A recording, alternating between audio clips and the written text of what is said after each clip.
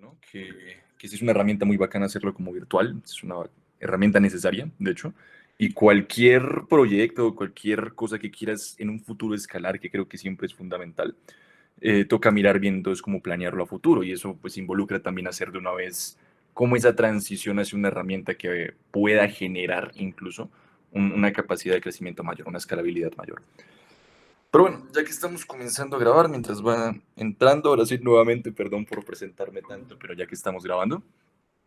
Entonces, bueno, soy Andrés Morales Martínez, soy estudiante de Ingeniería Mecatrónica, actualmente soy presidente de ASUN y pues hago parte también de la rama estudiantil del IEEE. Soy muy amigo de Sebastián Hernández, el que le está dictando el curso, y pues hemos trabajado como en investigación por un tiempo, hemos hecho varios proyectos, entonces pues me comentó para que pudiera hacer la sesión de hoy, precisamente orientada hacia lo que es visión artificial y lo que son redes neuronales convolucionales, cómo es la base, qué representa una convolución y cómo sacar información de una imagen, que es lo más elemental entender, pero aplicar tal vez es un poco complejo. Entonces, pues vámonos con eso. Voy a compartirles aquí pantalla. Ustedes me avisarán si se alcanza a ver. Y ya para dar inicio. Listo, confírmeme Plux. Que mi internet también es muy chistoso, ¿no?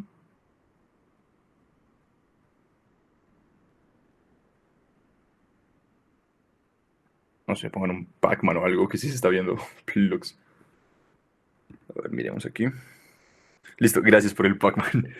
Listo, pues, entonces aquí comencemos. Voy a asumir también que se está viendo aquí la presentación. Entonces, como les decía, la idea es, pues, irnos con toda la parte de inteligencia artificial orientado hacia qué es una imagen.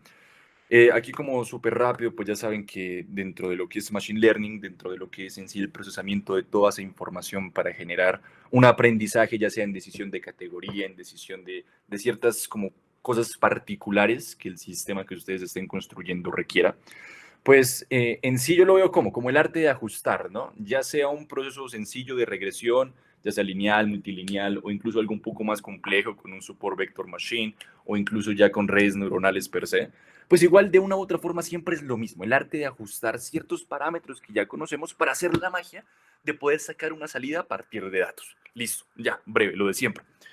Ahora, ¿por qué me gusta decir siempre el arte de ajustar? Porque se darán cuenta que hay veces que es mucho más fácil entender qué es lo que estoy ajustando, pero es muy importante ver cuál es ese parámetro, qué representa el parámetro y por qué nos sirve, por qué nos interesa ajustarlo.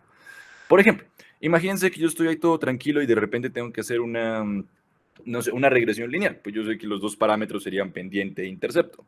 Entonces, pues muchas veces se vuelve tan mecánico, tan sistémico el proceso, que se pierde esa noción de esta pendiente que representa, o que está representando el intercepto, o que representa n parámetro. Entonces, siempre ténganlo muy presente.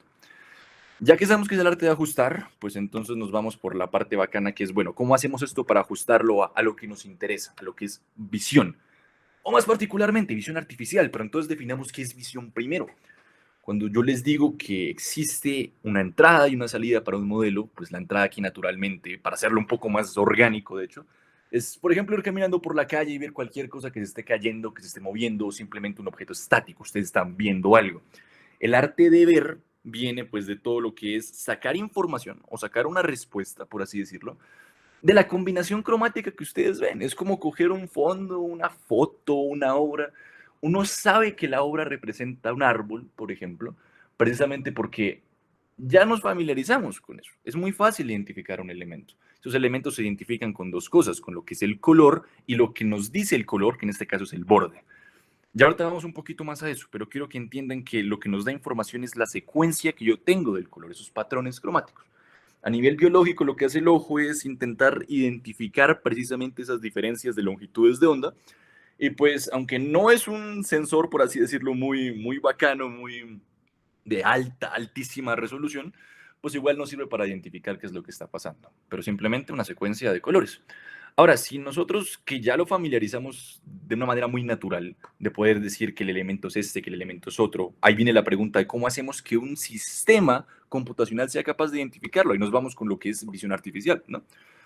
Entonces, nuevamente, si lo que nosotros intentamos es enseñarles de la parte más elemental, pues vámonos por las bases, por el fundamento.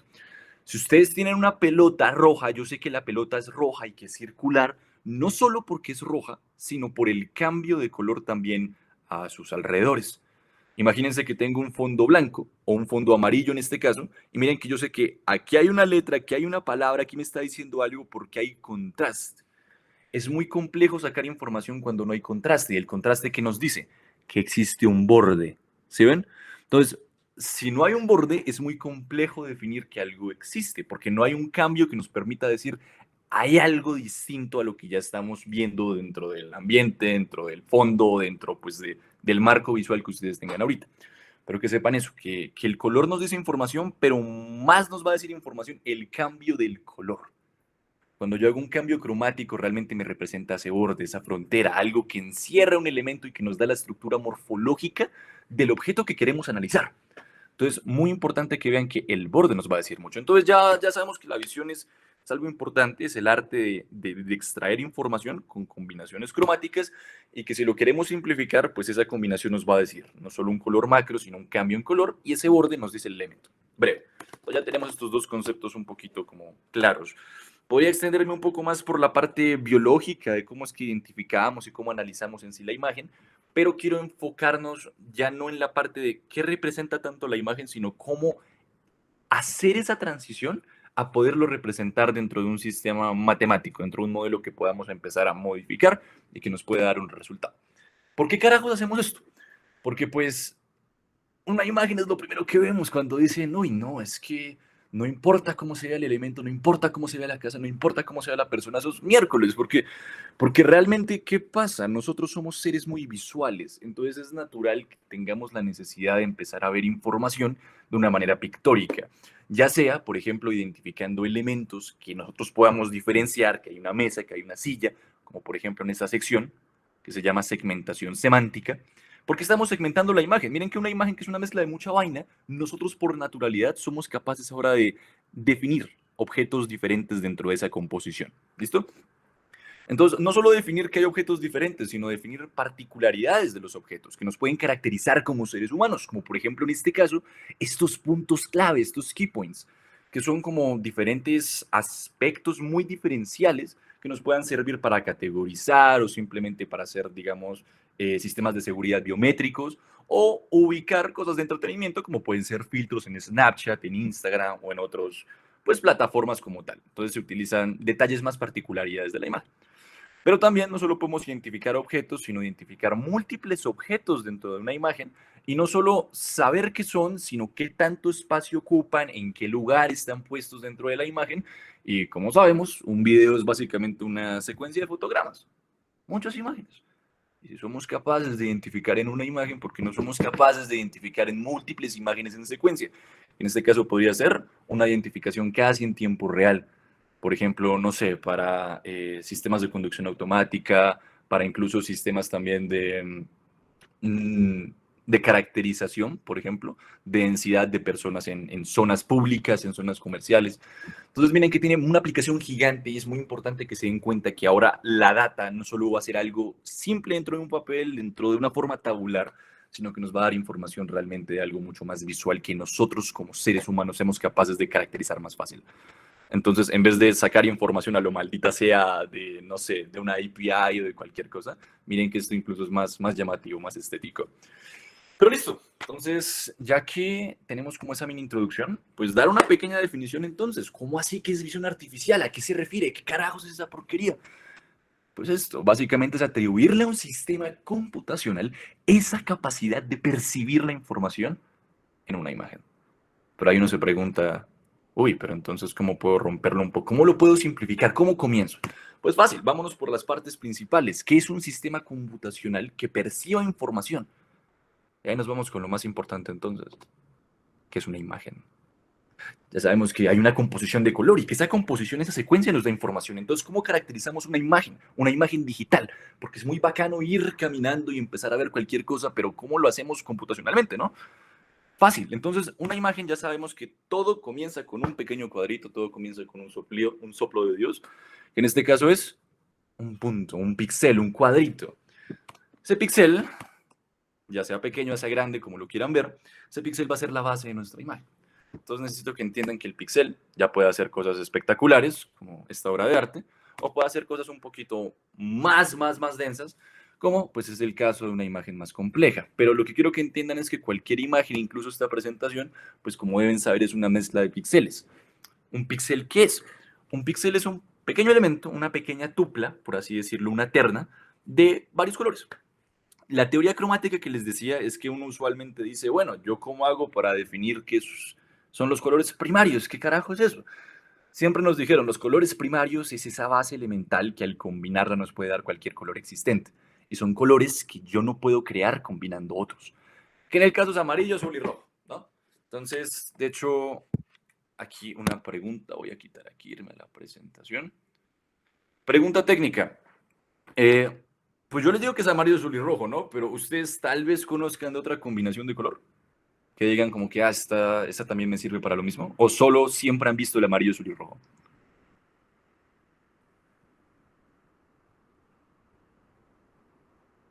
Exacto.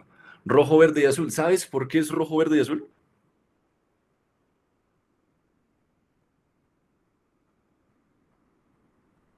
Exacto, María, exacto. Pues el rojo, verde y azul, lo he escuchado, sería más o menos la misma teoría, pero en cuanto a lo que puede representar la luz, es decir, si la ausencia de color en un caso sería negro, pero en Mm. este caso la ausencia de color sería, si no me equivoco, blanco. Era algo más o menos así, no recuerdo a ciencia cierta cómo era. Nada, no importa. O sea, mira, lo que pasa es que lo que nunca nos enseñan es que hay dos líneas gigantes, y aquí les voy a escribir. Está la línea de colores como tal, pigmentados, pigmentados, y los colores lumínicos. Esas son las dos grandes gamas que podemos utilizar. ¿Qué pasa con el pigmentado? El pigmentado no es una combinación que genere per se el color, sino lo que hace es tener una fuente externa y reflejarla. Por ejemplo, lo que hacemos cuando cogemos plastilina o cuando cogemos, no sé, un papel y empezamos a dibujar o cogemos óleos o acuarelas, es básicamente la idea de mezclar pigmentos. ¿Y a qué me refiero con eso? De ahí viene la idea del amarillo, azul y rojo como colores primarios. Yo me frustré mucho cuando me dijeron como, no, es que la luz es la combinación de todos los colores. Y yo intenté coger muchos colores y empezar a mezclar a lo maldito sea cuando pequeño y me di cuenta, quedaba negro. Y no entendía por qué si estoy combinando todos los colores. Precisamente porque eran modelos diferentes. El modelo pigmentado, la mezcla de todos los colores, sí genera ese negro. Porque lo que tú decías, ahí estamos hablando ausencias y estamos hablando reflejos. Es muy importante ese concepto. Pero nosotros cuando queremos hacer un sistema digital no nos va a servir un color pigmentado, eso es más artístico, necesitamos algo más tecnológico. Y ese paso es irse a los colores lumínicos.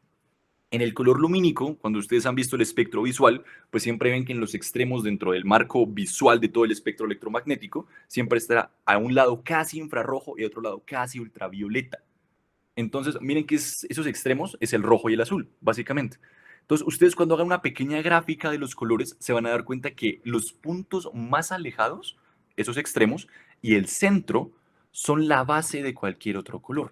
Entonces, vámonos con, a ver, espectro visual. Entonces, miren que el espectro visual tiene un extremo en un lado, que es el ultravioleta, que se va casi hacia el azul, y otro que se va casi hacia el rojo y en la mitad está casi el verde. Entonces, lo que ustedes tienen que ver es que imagínense aquí como grandes montañas. Estos puntos son los picos que podemos generar. Entonces, si yo puedo generar ese pico y yo sé que depende qué tanto pondere esos picos puedo llegar a los demás colores, pues para mí esos van a ser los colores primarios. Eso se llama el modelo de Guild. El modelo de Guild es decir, tú necesitas una base de tres elementos para constituir un espacio completo de color. ¿Listo? Entonces, el espacio de color se va a constituir de la mezcla de precisamente esos elementos independientes, que vamos a llamar colores primarios, que en el caso lumínico es R, G y B. ¿Qué es lo que pasa con el amarillo, cian y magenta? Es casi la misma idea, pero eso es para impresión. Entonces ahí va a ser una mezcla porque necesito también un poco de teoría de colores pigmentados. Entonces nosotros ahorita nos vamos a enfocar solo en los colores lumínicos, R, G y B. Ustedes dirán, ¿y esta carreta para qué va? Ya van a ver para qué. Pero que sepan que de ahí viene el RGB y que una representación por píxel es un vector, es una lista de decir qué tanto quiero de cada uno, ¿no? 4, 6 y 10, por ejemplo. Entonces yo sé que quiero 4 de rojo, tanto en RG de verde y tanto en azul. Como sabrán también, pues esto tiene sus límites. Yo puedo decir que quiero colores de 0 a 255, que son los 8 bytes, y decir, un byte, perdón, 8 bits, un byte. Entonces, de un byte llegar y decir como que no, pues si yo hago la mezcla así, así y así, pues voy a poner el máximo de todos los colores, que en este caso ahora sí es el blanco, porque estoy mezclando todo. Pero pues que sepan eso, ¿no? Que cuando vean RGB viene de esto, así se representa y en esencia esa es la idea de un píxel. ¿Listo? Ahora, volviendo con la idea del píxel. Ya sabemos que el píxel es ese vector, ¿no? Esa combinación de colores que puede hacer cualquier obra maestra o cualquier obra orgánica maestra. Pero entonces ahí nos va con la definición de, bueno, entonces, ¿de qué carajos está hablando con espacios de color? Súper rápido. Un espacio de color, como les decía, era la mezcla o lo que se puede generar mezclando tres componentes. Tres componentes, mezclando tres componentes. ¿No les suena como familiar? Como cuando ustedes están intentando ubicar algo en el espacio y dicen, no, pues póngalo en los tres componentes, en X, Y, Z. Yo puedo escribir un espacio tridimensional con simplemente tres vectores independientes, la base de ese espacio 3D. En este caso, mi base va a ser RGB. Pero entonces, ¿será que puedo verlo de la misma manera? Claro que sí. Lo puedo ver como un espacio y en vez de mi X, Y, Z como vectores unitarios, tengo mis vectores directores de color. Entonces sé que esto es una ponderación roja, una ponderación verde, una ponderación azul. Y depende de la mezcla que tenga, voy a tener un color resultante a partir de la ponderación o de los valores en cada uno de los ejes de mi espacio de color. No solo existe RGB, hay otros espacios de color, por ejemplo este que es matiz, saturación ¿qué era? Y valor. Y los demás que son más de brillo y entre otras características, que nos pueden servir para otros casos. Miren que aquí arriba, en RGB, yo estoy ubicando el color a lo maldita sea. Ahora imagínense que yo quiero coger una imagen y que en mi imagen quiero hacer que no sé, que sea capaz de identificar carros rojos. Pero por la posición del sol y por cómo esté el parámetro de entorno, pues yo sé que pueden haber ciertas concentraciones más de iluminación, de sombra y características que aunque dejan el mismo tono rojo, lo que están cambiando es la gama. Entonces miren que en algunas secciones del carro va a ser un rojo más oscuro o un rojo más claro. Depende de cómo esté el reflejo también alrededor. Entonces miren que es un problema en el RGB hacer esa clasificación, porque entonces todo este espectro no va a ser un plano que yo pueda separar, no va a ser una región sencilla, sino va a ser una composición completamente compleja. Entonces, ¿por qué no nos vamos a otro espacio de color donde aunque represento el mismo espacio, eso es una analogía de decir, tengo mi sistema de coordenados cartesiano, mi sistema de coordenados polares o esféricos, o como quieran verlo, miren que representan el mismo espacio de diferentes formas. Entonces miren que no estoy agregando un color adicional, sino simplemente lo estoy viendo de tal forma de que pueda tener parámetros específicos que me dictaminen el color. Entonces, mismo caso, si yo quiero coger el carro independiente de la condición lumínica en la que se encuentre, puedo empezar a cambiar la saturación del rojo, por ejemplo, o el valor. Entonces aquí puedo coger sombras verdes, sin necesidad de hacer una composición o una región compleja. Miren que esta región es lineal. O sea, esta región es solo irme por esta columna y de entrada ya sé cuál es pues toda esa gama a la que me estoy refiriendo. Entonces, que entiendan que hay múltiples espacios de color y que pues tiene ese propósito, representar color de muchas formas. Listo, ahora toda esta carreta para que tengan un contexto, vámonos con la parte bacana, pura y dura que es convolución. Antes de comenzar, sí me gustaría, ¿alguien de aquí sabe qué es convolución o ha escuchado qué es una convolución?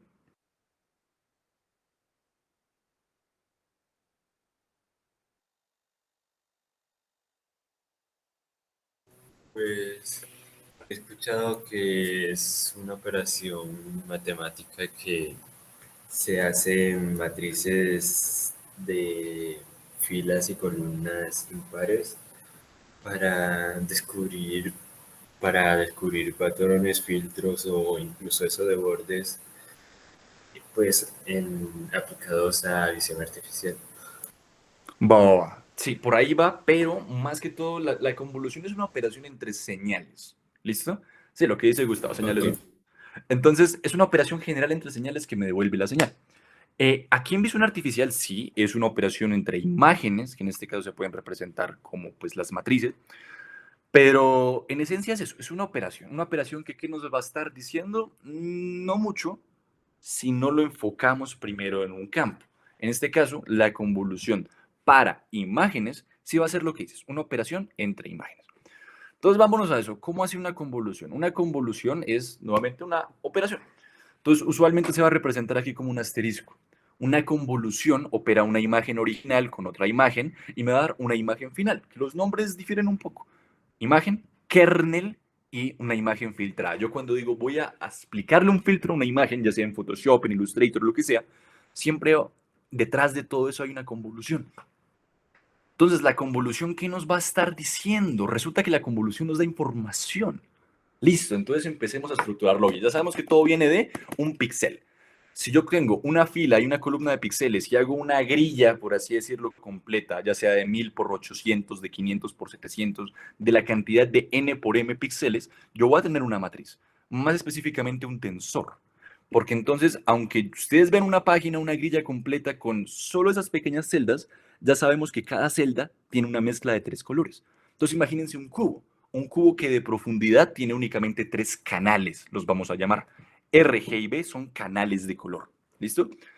Entonces, cuando yo digo que tengo una imagen de 500 por 500 en RGB, es un tensor de 500 filas, 500 columnas y 3 canales. ¿Listo? Entonces, que ya tengan una idea de cuántos datos estamos trabajando y esa imagen, ese elemento, esa entidad de que es un tensor, es bastante importante, que es como ese cubo abstracto. Listo, entonces ya sé que una imagen es un tensor. Entonces, vámonos con algo bacano. Intentemos no verlo con 3 canales, sino con solo un canal. ¿Cómo hacemos una transformación a un canal? Pues fácil, cuando yo digo, deme una imagen en blanco y negro. Una imagen en blanco y negro tiene solo un canal, porque no son 3 colores mezclados o ponderados para dar un resultante. Solo es dar una intensidad de luz.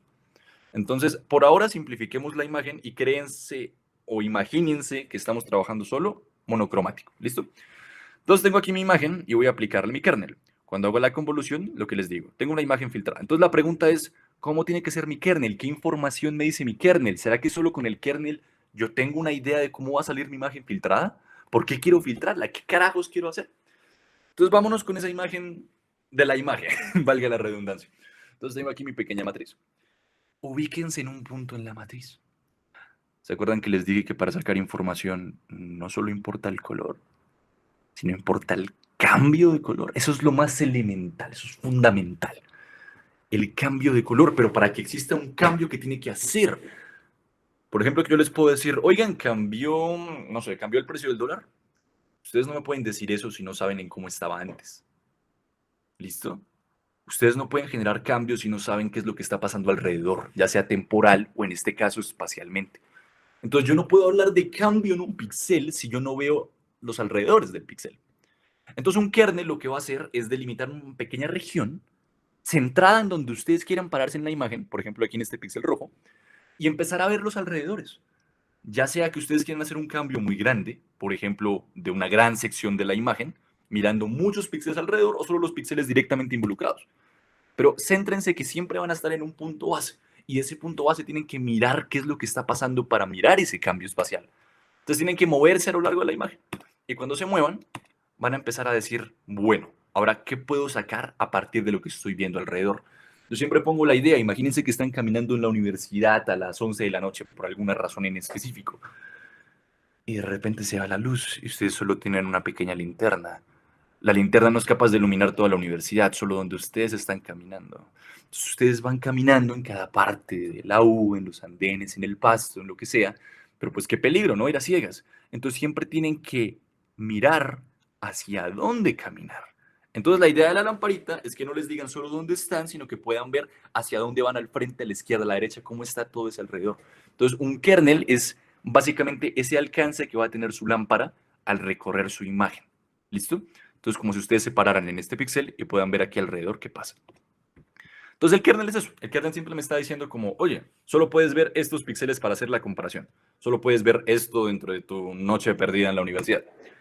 El kernel puede tener tamaños que ustedes quieran. Pueden tener un alcance pequeño, una linternita de celular, una linterna de la web, algo gigante. ¿Listo? Entonces, que entiendan que el kernel es ese alcance y que el alcance puede ser como ustedes deseen. ¿Listo? Más particularmente, miren aquí cómo este kernel se está empezando a mover. El kernel es 3x3, es el amarillo que se está moviendo. Mientras que la imagen base es este 5x5 verde que está en el fondo. Entonces miren que lo que está haciendo es reconstruyendo, por así decir, una representación de la imagen a partir de lo que esté mirando alrededor de mi kernel. Entonces, hagámoslo un poquito más lento. No miren ahorita cómo se mueve esto, solo miren donde tengo mi mouse. Esta posición, segunda fila, segunda columna. Yo aquí tengo un 1. Este va a ser mi centro del kernel. Entonces, lo que está haciendo es empezar a revisar cuáles son los valores alrededor centrados en ese punto y darles un valor. Entonces, miren que aquí lo que está haciendo es coger un valor, 1, y multiplicarlo por 1. Luego el segundo valor, que es 0, y multiplicarlo por 1. Y luego otro, y multiplicarlo, y multiplicarlo, y multiplicarlo, y multiplicarlo. Y al multiplicar todos los valores por lo que el kernel me diga, miren que el kernel siempre dice aquí 1, 0, 1, 0 y Por todo. favor. Gracias. Uy, esperen, que. ¿Aló? No, incluso. Hola, No, Sofi. vale, gracias. ¿Cómo vas? Entonces, como pueden ver, lo que está haciendo el kernel, en esencia, es coger ese punto, desplazarme dentro de la imagen y empezar a operar. El kernel siempre es estático, en el sentido de los valores, no de la posición, pero sí de los valores. Miren que aquí lo que se está haciendo, pongámoslo aquí, es un kernel que es 1, 0, 1, 0, 1, 0, 1, 0, 1. Listo. Entonces, este va a ser mi kernel. Miren que se está desplazando en todo el punto. Cuando ustedes cogen un centro, aquí mi centro estaría ubicado en este punto. Por eso tiene que ser un kernel impar, que era lo que estaban diciendo. Porque si no es impar, pues no tiene centro. Entonces, cuando yo me ubico aquí, lo que hago es empezar a operar. Entonces, operemos. El primero superior izquierdo, 1 por 1, pues me da 1. Entonces, pongámoslo aquí abajo. Insertar texto. Entonces, 1 por 1 me da 1. Luego, 0 por 1 me da 0. Más 1 por 1, 1. Más 0, más 1, más 0, más 1. No, más 0, más 0, más 1. Que eso al final se opera como 4. Y el resultado es lo que estamos viendo aquí. Al mover el kernel y hacer la misma operación y al sumar todos los valores tengo otro resultado y me da 3, 4, 2, 4, 3, 2, 3. Miren que la operación es sencilla de entender cuando ven así más o menos el GIF, pero entonces aquí lo complejo es, ¿y para qué hijo de madres me sirve esta vaina? Solo quiero que se queden con algo. La convolución es una operación y este kernel es estático, en valores. Y depende del kernel, tengo un resultado diferente. Entonces el filtro o el análisis pictórico que esté haciendo va a depender de qué kernel yo elija, qué kernel yo tengo. ¿Listo? Entonces hay diferentes tipos de kernels. Por ejemplo, estos son los kernels clásicos de bordes, perdón, de identificación de bordes. Lo que les decía, el kernel me sirve para mirar cambios y un borde es un cambio cromático. Entonces, naturalmente, puedo identificar bordes a partir de un kernel y de la misma operación de la convolución. Entonces miren que aquí tengo una imagen original, que evidentemente yo sé que tiene elementos porque hay un cambio de color, en este caso un cambio de intensidad con la misma idea monocromática que les había dicho. Entonces miren que yo aquí tengo algo sencillito, yo tengo un fondo blanco y un elemento negro. Ahí hay un cambio de color, ahí existe una frontera, existe un borde. Entonces vámonos con un kernel que se llama el kernel laplaciano. Se aplica y miren, hay un borde e identifica los bordes. Vámonos con otro, un algoritmo, Canny. Canny identifica bordes también. Vámonos con kernels. Sobel X. Sobel X solo identifica cambios horizontales. Entonces miren que aquí solo aparece blanco cuando hay un cambio horizontal. Por ejemplo, miren en esta parte, aquí tengo una circunferencia y esa circunferencia solo me muestra el cambio horizontal. Mientras que el otro, que es el Sobel Y, me muestra solo el cambio vertical. Entonces, ¿por qué el laplaciano me dice todos los bordes independiente de la dirección que tenga, es invariante a la orientación? Mientras que aquí tengo orientaciones muy marcadas, como aquí sí que sobre el X y sobre el Y, y al mezclarlas pues intento tener una aproximación del laplaciano, pero ¿qué es toda esta vaina? Simplemente kernels. Kernels y ya, kernels aplicados con convolución a una imagen. ¿Listo? Entonces, yo asumo que ustedes ya vieron Google Colab, ¿cierto?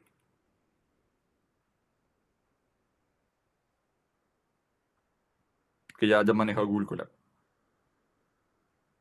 Sí, listo, va, breve. Entonces, aquí no voy a darles mucha introducción de Google Colab. Vámonos con, aquí les tengo unos ejemplos que ya habíamos hecho. Entonces, aquí quitemos esto, quitemos esto. Y vámonos entonces con una librería que se llama OpenCV. ¿Qué hace OpenCV? OpenCV pues es toda la parte de visión computacional, no necesariamente de inteligencia artificial aplicada a visión artificial, pero sí todo lo que encapsula visión artificial per se. Entonces voy a importar también, a ver,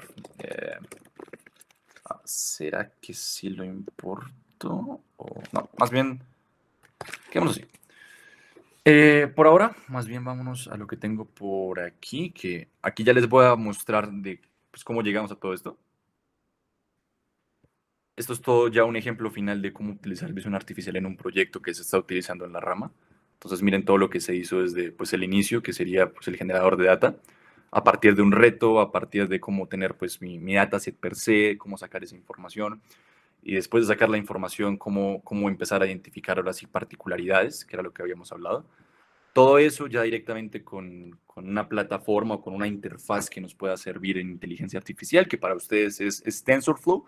Yo a mis muchachos les intento decir que utilicen PyTorch, porque en lo personal, pues para investigación a veces tiene cosas un poquito pues, más interesantes, pero sí es completa elección del equipo de trabajo.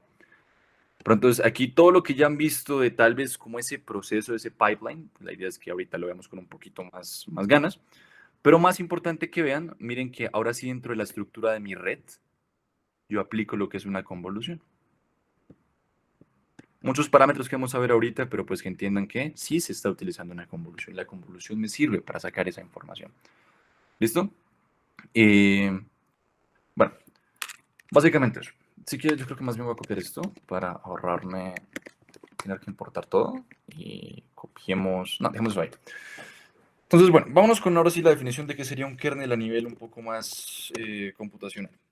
Entonces, un kernel, como les dije, es una matriz. Entonces, podemos hacer una matriz.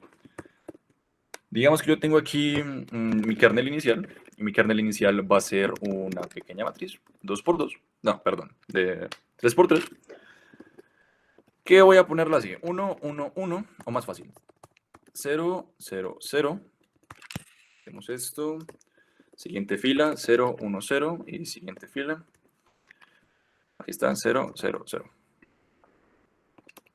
Listo. Entonces aquí tengo una matriz sencilla, matriz 3×3, todo es anulado excepto pues, el valor central, que sería el A22, el segundo valor, segundo.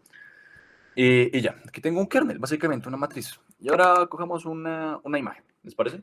Entonces no sé si tengo por aquí alguna imagen medianamente decente. No. Entonces espérenme, voy aquí. Quitemos esto y tomamos una foto. Digamos que quiero coger el mismo ejemplo que habíamos puesto aquí. Entonces cojamos esta imagen y pongámosla en el entorno de trabajo. Yo creo que ya Seba les explicó que pues lo ideal es nunca utilizar Google Colab para coger muchas imágenes o muchos elementos o que el script dependa de documentos externos, pues porque pues, estos son recursos prestados, no tenemos un espacio de almacenamiento fijo, ¿no? Pero pues ahorita para razones pedagógicas creo que funciona. Entonces tenemos ahí la imagen. Y lo que voy a hacer es mostrarles la imagen. Entonces ya tenemos un kernel, listo, no me importa mucho. Vámonos con la parte curiosa que ahora sí sería, pues, ¿qué hacemos con ese kernel? ¿Qué hacemos con la imagen? Entonces, ya que creamos la matriz, vamos a importar primero y vamos a decir que tengo una imagen y que va a ser una lectura y que la lectura va a venir del documento que acabamos de poner. Listo, allá tengo mi imagen. Ahora, van a ver algo curioso ahorita, pero que se den cuenta ustedes, ¿sí? Voy a mostrar aquí la imagen que acaba de importar. Entonces, miren que aquí tengo la imagen pues, que guardamos, no hay mucho cambio, todo está perfecto. Pero recuerden que tenemos 3 canales, ¿no? O sea, en este momento hay solo 3 canales. RGB, aunque en este momento no se vea muy bien porque la imagen es monocromática, tengo 3 canales. ¿Cómo sé que tengo 3 canales? Pues puedo hacer el shape. Y miren que aquí tengo una imagen de 400 por 394 con 3 canales que es RGB, el tensor que les había mencionado en un principio. ¿Listo? Entonces, pues bueno, cool, bacano y todo, pero entonces para la prueba que habíamos visto y la explicación que les dije, yo les explicité que quería solo una matriz, no un tensor. O sea, quiero eliminar estos 3 canales. Pues eliminemos los 3 canales. ¿Cómo se hace eso? Esto solo, no necesito que se aprendan estos comandos, es solo para ilustrar la idea y luego meternos con la parte de TensorFlow, con la de PyTorch. Pero eso es para hacer una conversión de color. Entonces quiero hacer una conversión de color desde la imagen que ya tengo hacia un código de color pues natural, que en este caso va a ser en blanco y negro. Entonces voy a hacer una conversión BGR a gray. Lo que estoy haciendo es coger la imagen y convertirla de mi RGB, que pues es BGR porque así siempre se importa en BGR, pero pues puedo afectarlo como RGB o el espacio color que ustedes quieran que les mostré. Pero pues lo estoy convirtiendo a el espacio de color que tiene hacia una escala de grises. y eso me va a dar una imagen final. Entonces voy a poner imagen 2. Y esta imagen 2, ahora podemos mirar ahora sí las dimensiones. Y miren que las dimensiones ya no es un tensor, solo es una matriz, hice una conversión. Y cuando muestre la imagen, pues me va a dar exactamente lo mismo, porque pues la imagen original era más que todo monocromática.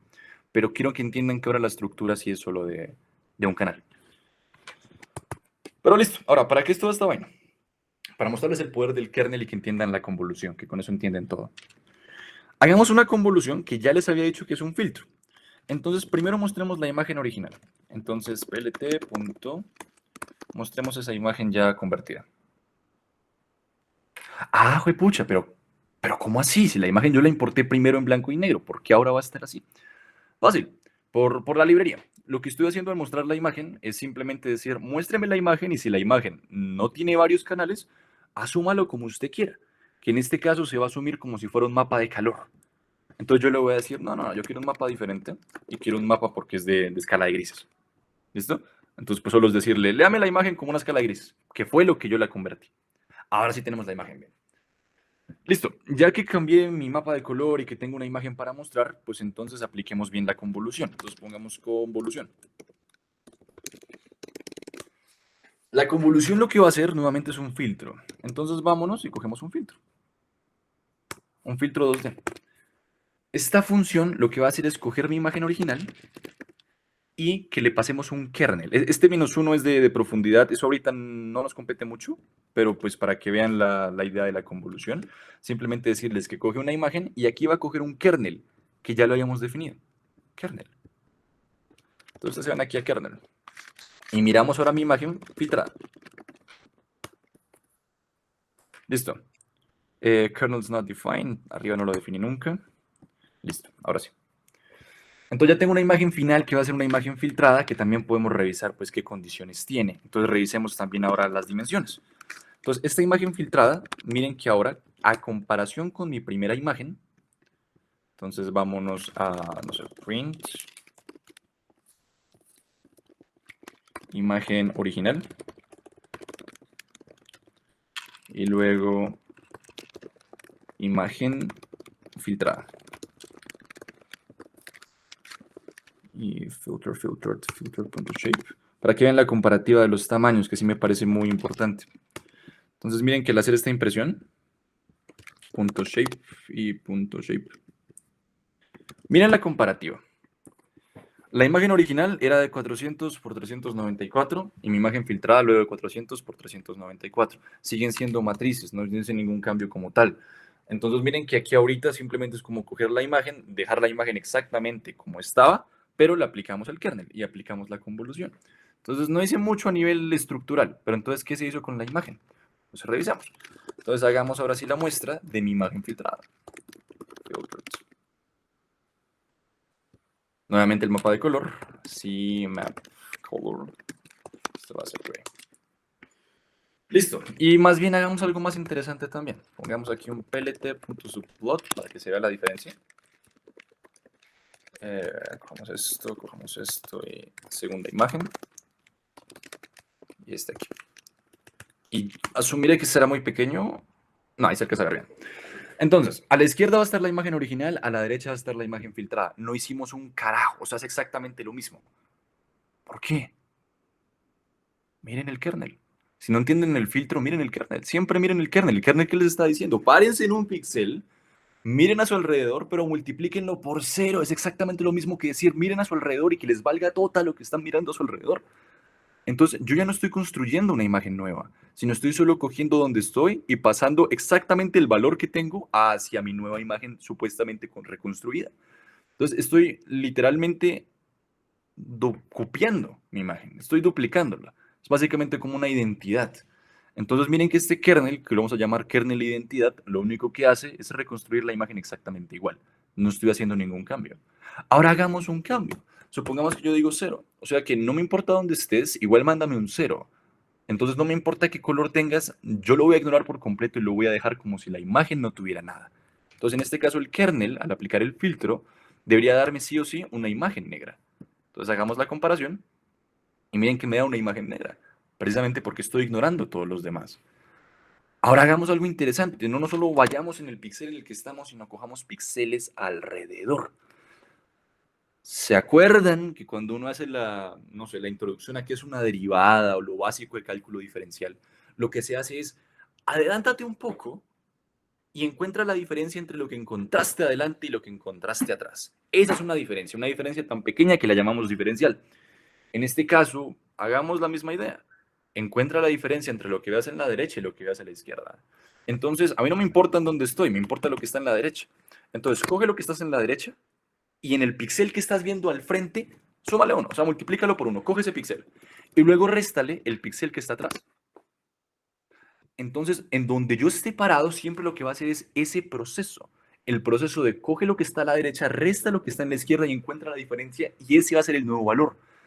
Mi imagen filtrada ya no va a ser una imagen cualquiera, sino va a ser una imagen que me va a representar los cambios. Entonces, en un punto donde haya mucho cambio de color, este valor va a ser muy elevado. Entonces va a ser muy intenso, va a ser muy blanco en este momento. Y donde las regiones son constantes, digamos que yo le pongo una imagen completamente roja, como el color no cambia, pues lo que resta a la derecha comparado con la izquierda es nulo. No hay cambio, la diferencia es cero, la imagen es negra. Entonces, solo va a existir un punto blanco o unas regiones blancas donde esto tenga validez, donde haya variación. En este caso, la frontera, ¿no? Entonces, apliquémoslo. Vámonos aquí, aplicamos el filtro y revisamos la imagen. Y miren, claro, la imagen, miren lo interesante. Ahora sí está teniendo en cuenta los cambios. Esto lo llamamos un mapa de activación. Siempre que aplicamos una convolución, el resultado es una imagen filtrada o un mapa de activación. ¿Por qué mapa de activación? Porque solo se van a activar las regiones dentro de la imagen, las cuales cumplen con la condición que restringe el kernel. Si el kernel encuentra diferencias horizontales, las regiones blancas, las regiones activas, nos van a decir solo las partes en las cuales sí existió una diferencia horizontal. Miren que cuando hay una región constante, como en este punto, no se activa nada porque no cumple la condición del kernel. Ahora, hay veces que uno dice, pues démosle lo mismo, pero tengamos en cuenta también los valores superiores e inferiores. Entonces aquí cojamos y le restamos a este valor, le restamos a este también. Entonces ahora tengo un mapeo un poco más intenso, más complejo, más detallado, no tan excluyente. Y ahora sí estoy cogiendo una diferencia de derecha a izquierda. Pero a mí me parece más importante que si estoy en un píxel, para hacerlo incluso más válido, que tenga un valor más importante la diferencia del centro. Entonces miren que ahora la diferencia del centro, o sea, lo que yo vea en la derecha y en la izquierda de mi píxel, va a tener más importancia que la diferencia que vea arriba y abajo. Pero igual voy a estar viendo diferencias arriba y abajo. Entonces este filtro debería ser un filtro incluso más intenso y por lo tanto al aplicarlo vemos que se mantiene la misma estructura, pero esta vez con más intensidad y va a captar incluso cambios un poco más leves. ¿Listo? Entonces miren que el kernel les está dando mucha información. Ahora intentemos transponer esta cosa. O sea, si yo pongo lo mismo y pongo esta vez que hacia arriba es mi valor positivo y hacia abajo es mi valor negativo, es porque estoy encontrando una diferencia vertical. Ignoro mis valores horizontales, encuentro este esquema y entonces miren que aquí lo que estoy haciendo es básicamente lo mismo pero transpuesto, encontrando mis cambios verticales. Eso que acabamos de ver son los kernels sobre el X y sobre el Y.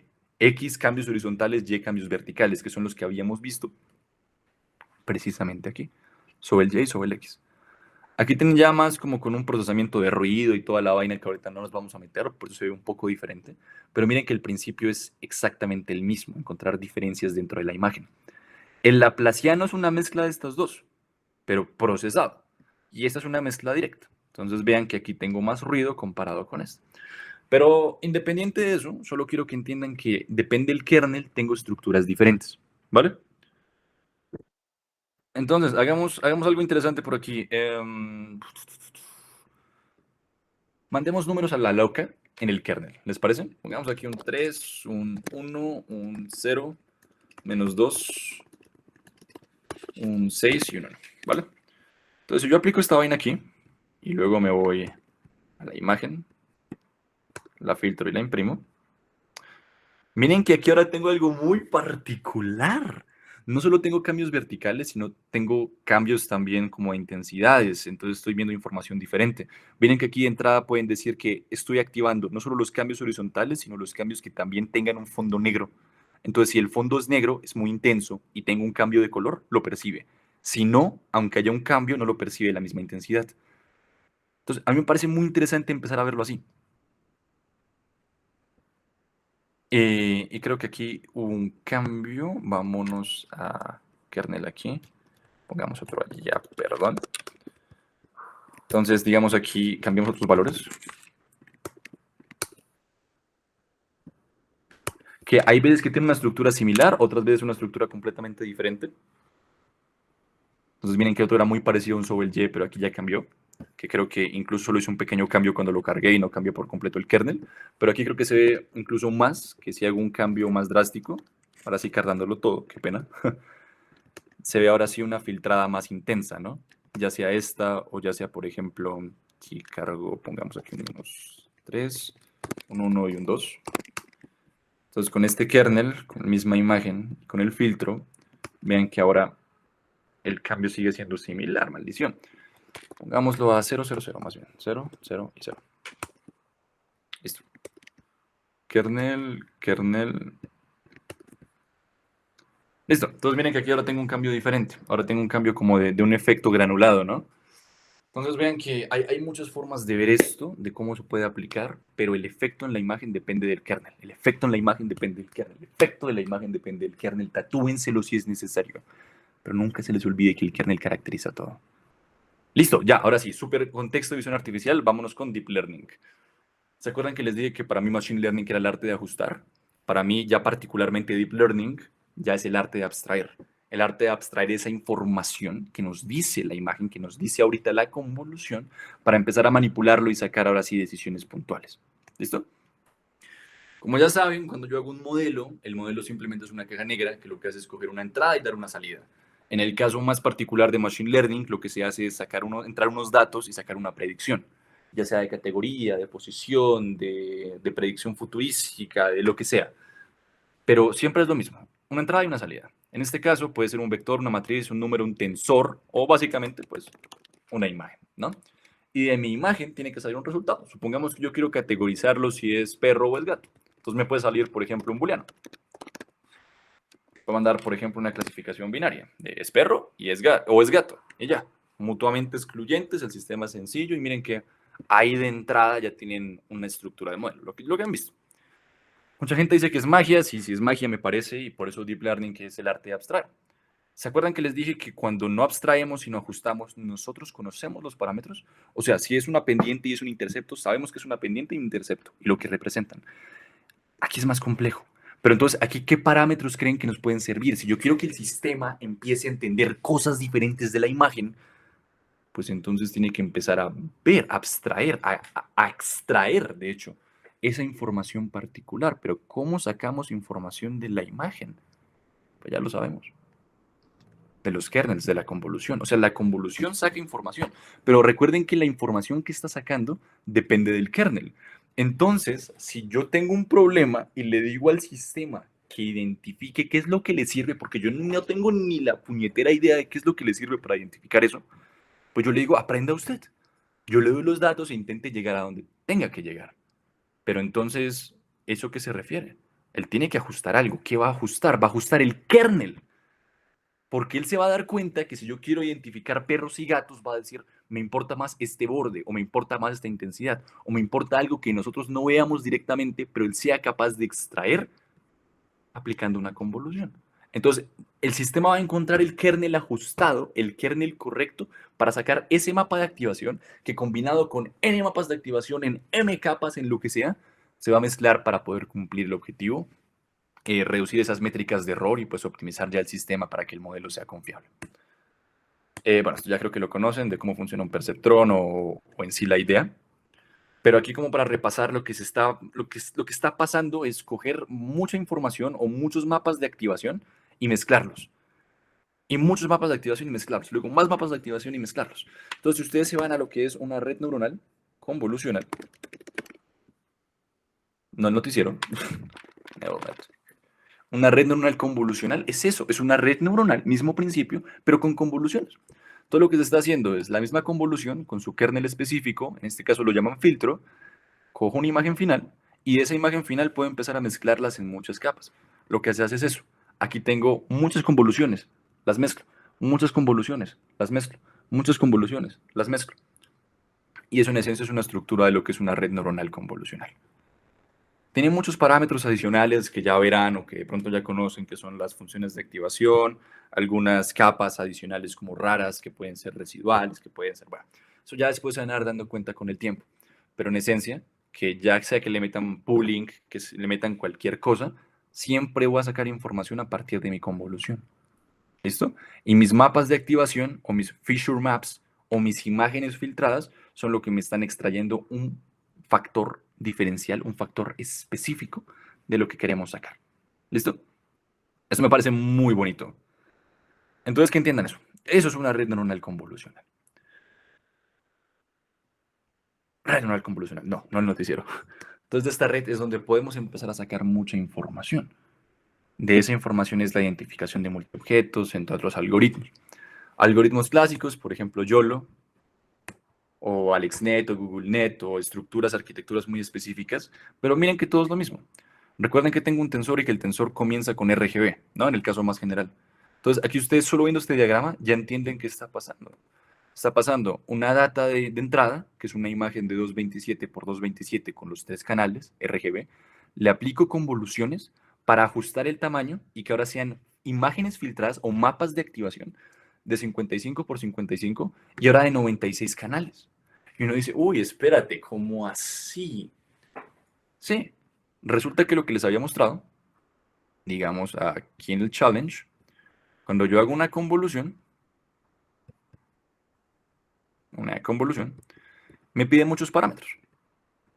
Entonces, aquí en este caso, ya ahorita terminamos en TensorFlow, pero en este caso me está pidiendo cuál es la dimensión de entrada, cuáles son los canales de entrada, de salida, y cuál es la dimensión de mi kernel. Recuerden que el kernel puede ser 3x3, 5x5, 9x9, 15x15, impares. Lo importante es que sean impares. Entonces, aquí yo tengo mi tamaño del kernel, ya sé que es una pequeña ventanita 3x3, y esto es una relación de canales, pero entonces, ¿cómo así los canales? Recuerden lo que les había mostrado aquí en la imagen.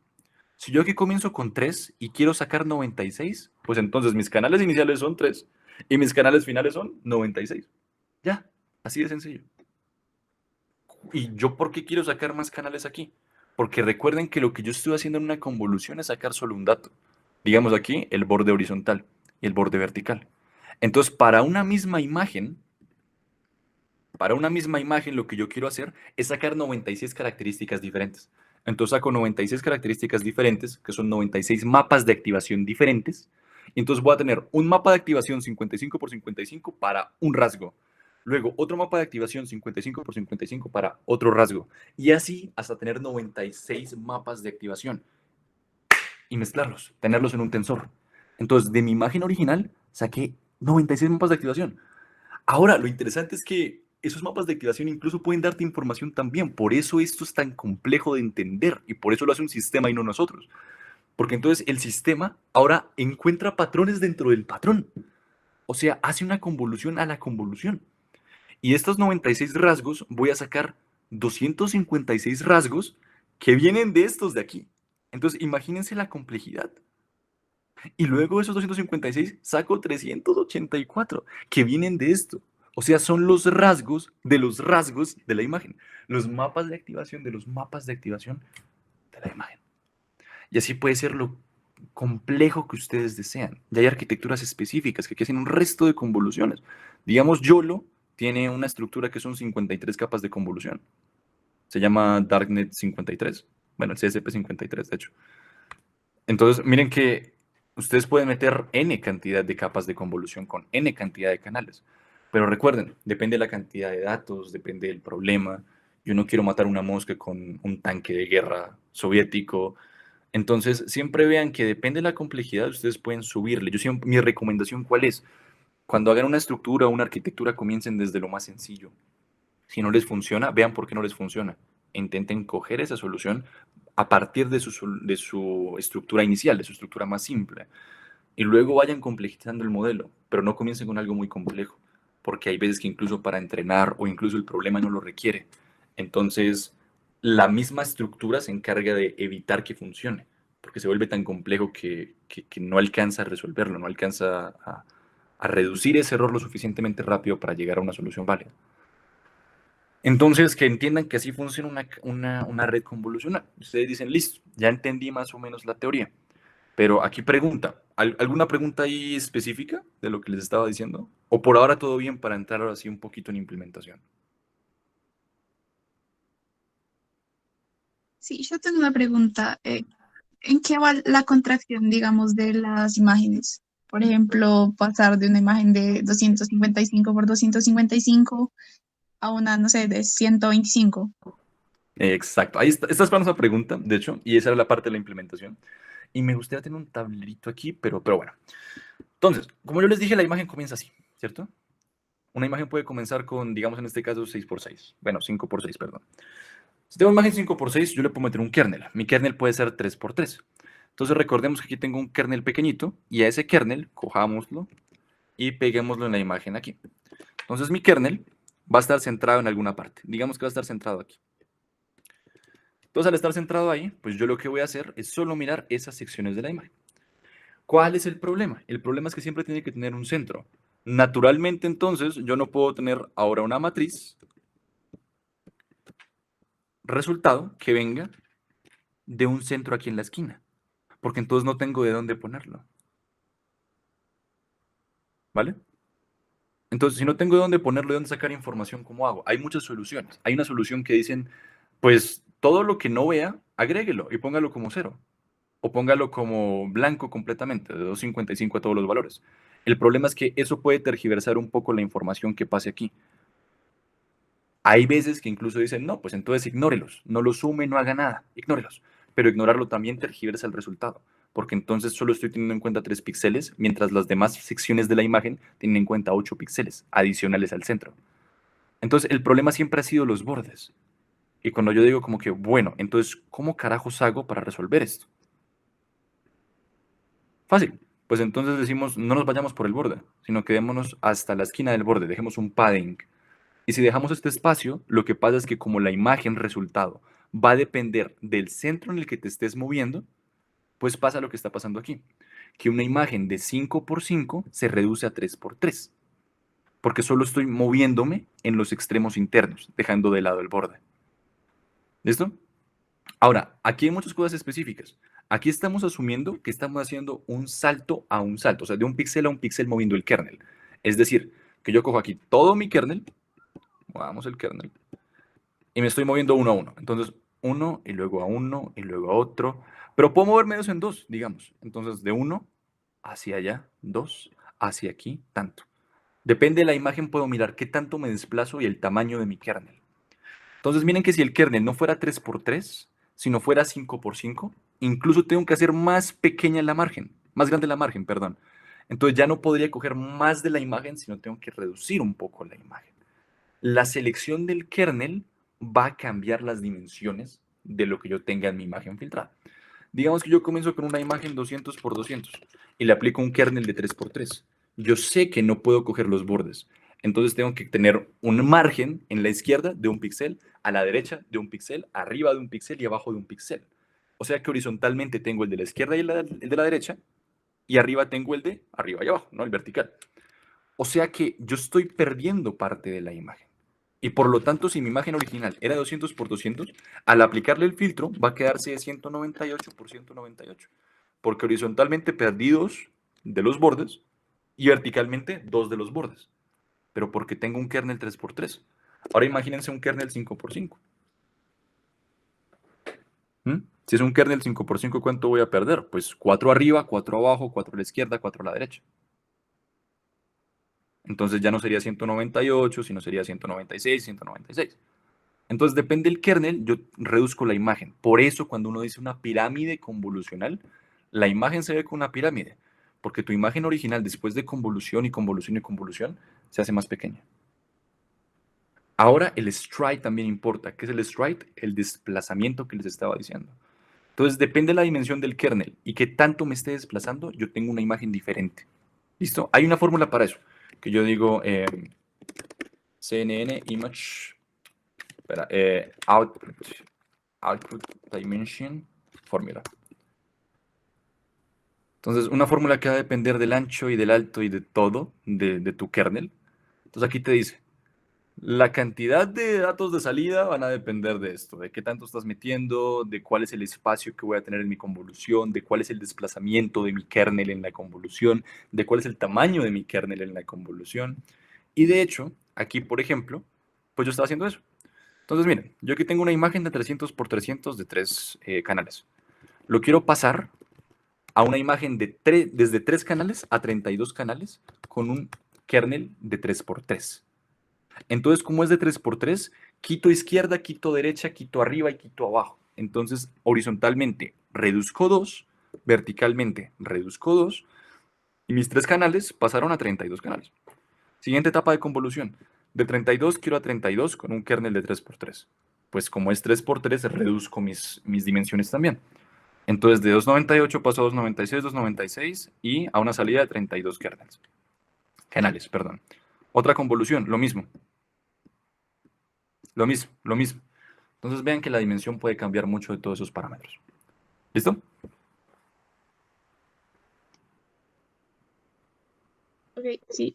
Y otra pregunta, en cada capa de convolución, digamos, no sé, por ejemplo, en captación de movimiento, Mm. los kernels cambian, digamos, en cada capa de convolución. Bueno, eso es diferente, porque es que no es lo ideal. El kernel siempre tiene que ser estático. He visto algunas implementaciones que han intentado hacerlos dinámico, pero no es canon, por así decirlo. Yo siempre he visto, digamos, en detección de movimiento en un YOLO, lo que se hace es simplemente aplicar un kernel que sea muy óptimo para reducir la latencia de identificación y que parezca que sea una detección en tiempo real. Pero no, siempre he visto los kernels fijos, porque el proceso de entrenamiento precisamente lo que hace es eso. Entonces, sí, tiene que ser fijos. Ok, gracias. Vale. ¿Alguna otra pregunta que tengan antes de entrar como al ejemplito aquí de TensorFlow? ¿O todo ok? ¿Qué era eso que veíamos de pooling? No recuerdo muy bien lo que significa. ¿Del pooling, dices? Sí, ahí en el ejemplo sería. El pooling, lo que les digo, es algo que ahorita como que no nos íbamos a meter mucho, pero el pooling simplemente es como sacar una piscina. Entonces, cuando yo hago un max pooling, es sacar promedios segmentando la imagen. Por ejemplo, tenemos que un max pooling layer. Entonces, bien, una imagen original, yo le puedo aplicar un 2x2 pooling. Entonces, el 2x2 max pooling lo que hace es hacer diferentes segmentos, segmentar la imagen por diferentes como subregiones de 2x2 y sacar el valor máximo de esa región. Entonces, el valor máximo aquí, ¿cuál es? 20, 20. Valor máximo aquí, 30, 30. Valor máximo aquí, 112, 112 y 37. Y tengo un resultado que representa el máximo de mi imagen original o de mi mapa de activación. ¿Por qué se usa esto? Porque el pooling lo que hace es generalizar. Y en vez de tener muchos datos que son específicos de esa imagen, pues tú puedes decir, no, pues saquemos el máximo, que puede ser un punto de partida para empezar a conseguir una generalización mayor. Y que varios elementos que tengan cosas específicas muy, muy, muy detalladas, ignorar esos detalles e irme por el macro que representa en sí la categoría. Entonces, para categorizar usualmente se usa el max pooling. Y en general se usa max pooling. ¿Listo? Ok, gracias. Vale. Igual eso lo pueden ver después, o sea, la idea de esta sesión no es que sean expertos ahorita en visión artificial, pero pues que entiendan aunque sea un poquito los conceptos para después buscarlos con más claridad. Listo, entonces después de eso vámonos al ejemplo en Tensor. Y esperen, voy por agüita, ya vuelvo.